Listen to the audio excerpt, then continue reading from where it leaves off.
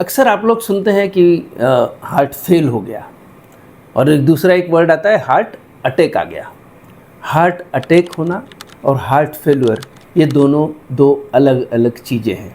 आज हम उस पर बात करेंगे कि डायबिटीज़ में हार्ट अटैक यानी खून की नलियों, जिसको हम लोग कोरोनरी आर्टरी डिसीज़ बोलते हैं, जो हार्ट की जो खून की नलियाँ होती हैं उसमें ब्लॉकेज आया तो आपके हार्ट का वह पोर्शन जहाँ वो खून की नली सप्लाई कर रही है वो पोर्शन आपका डेड हो जाता है और आपके हार्ट की पंपिंग कैपेसिटी कम हो जाती है, उसे हार्ट फेल्यूर कहा जाता है। तो हार्ट फेल्यूर होने के अलग अलग कारण हैं।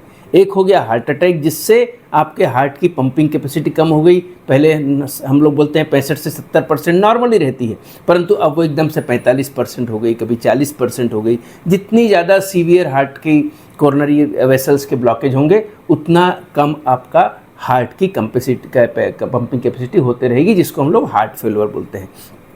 दूसरा होता है कि आपकी कॉर्नरी आर्टरीज एकदम नॉर्मल है, हार्ट का ब्लड सप्लाई एकदम नॉर्मल है, पर आपकी हार्ट की मसल ही वीक हो गई है।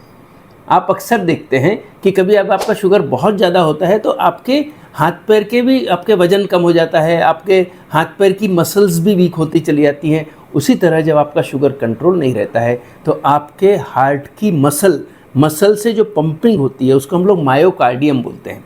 वह मायोकार्डियम या हार्ट की कार्डियक जो मसल्स होती हैं वह अंदर से उसके मायोफाइब्रिल्स वीक हो जाते हैं और यह वीक होने से ओवरऑल हार्ट का पंपिंग कैपेसिटी कम हो जाता है, जिसको हम लोग कार्डियोमायोपैथी बोलते हैं। इसे बोलते हैं CMP, कार्डियोमायोपैथी। तो आपकी कॉर्नरी जब एंजियोग्राफी की जाती है तो मेरा हार्ट की वेसल तो एकदम नॉर्मल है, परंतु मेरी हार्ट की मसल वीक हो गई है, जिसके कारण आपको हार्ट फेलियर हो रहा है। और ऑलमोस्ट 40 से 50% टाइप 2 डायबिटीज़ को डायस्टोलिक डिस्फंक्शन रह सकता है और सिस्टोलिक डिस्फंक्शन भी रह सकता है। पंपिंग कैपेसिटी दो प्रकार की होती है, एक होती है पंप करने वाली यानी सिस्टोलिक डिस्फंक्शन, और एक रिलैक्स होने वाली जिसको बोलते हैं डायस्टोलिक डिस्फंक्शन। तो इस तरह से दोनों भी सिस्टोलिक डिस्फंक्शन पंपिंग वाली और रिलैक्सेशन वाला मसल का जो फंक्शन है वो डायस्टोलिक डिस्फंक्शन, ये डायबिटीज़ में कॉमन होता है।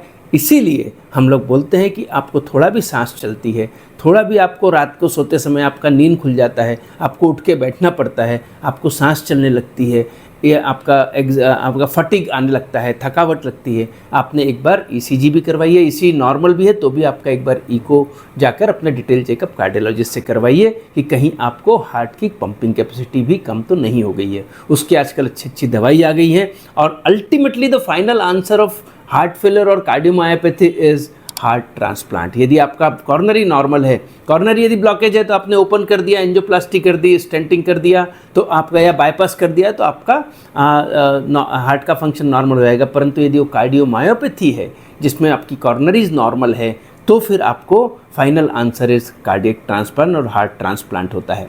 इस तरह से हमने हार्ट अटैक और हार्ट फेलियर को एक ना समझते हुए दो अलग अलग डायबिटीज़ से रिलेटेड हार्ट के कॉम्प्लिकेशन मानकर चलना चाहिए। Thank you very much.